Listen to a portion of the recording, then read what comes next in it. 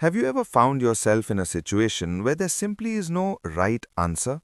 A moment where your duty to your job, your family, or your society pulls you in one direction, but your heart and your values pull you in the opposite? In the second chapter of the Bhagavad Gita, we meet the warrior Arjuna at exactly this breaking point.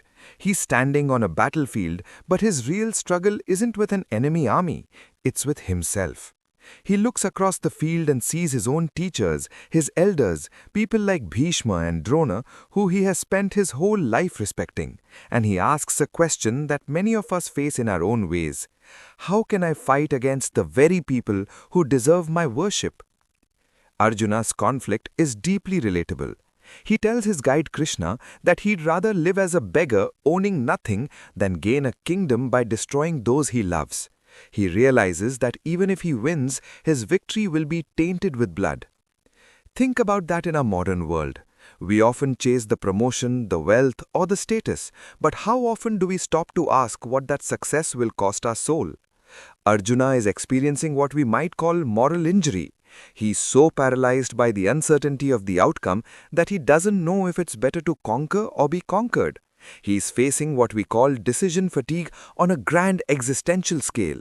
His willpower is draining and his senses are failing him because the grief is just too heavy. Then something incredible happens. Arjuna does something that most of us find very difficult. He admits he is weak. He confesses that his mind is clouded, that he is dharma sammudha chetaha, completely confused about his duty. In this moment of total vulnerability, he surrenders. He asks Krishna to tell him clearly what is best for him. He stops trying to be the hero who knows everything and becomes a student. This is such a powerful lesson for us today.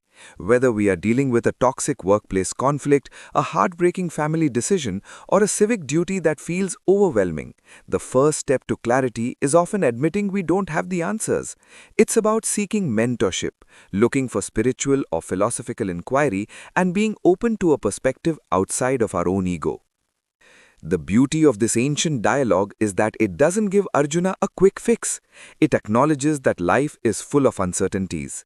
Today, we call it resilience, the ability to keep moving even when we can't predict the future.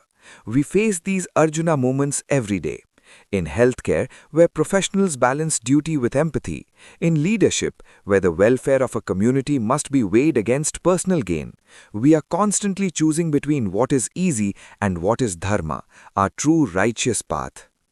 Arjuna realized that a kingdom or even power over the whole world wouldn't fix his internal sorrow. Real peace comes from understanding our role in the bigger picture and acting from a place of selfless duty rather than just personal desire. So as you go through your day to day, think about your own battlefield. Where are you feeling confused? Where are you choosing between your comfort and your duty? Remember that it's okay to pause. It's okay to seek guidance. And most importantly, it's okay to prioritize the greater good over a tainted victory. The journey from despair to clarity doesn't happen all at once. It starts with a single honest question.